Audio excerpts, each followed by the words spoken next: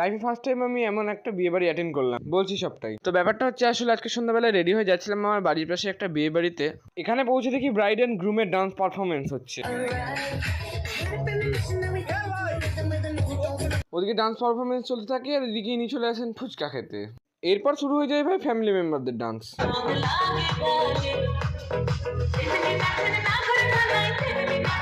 এরপর শুরু হয়ে যায় ভাই অঝরে বৃষ্টি, আর যে যার মতো চলে যায় বাড়ি। বিয়েটা যেহেতু ভাই আমাদের বাড়ির পাশেই হচ্ছিল, তাই বৃষ্টি থামার পর আবার আমরা চলে এলাম বিয়ে বাড়িতে। এরপর বৃষ্টিতে ভিজে ভিজে মকটেল নিয়ে খেয়ে নিলাম।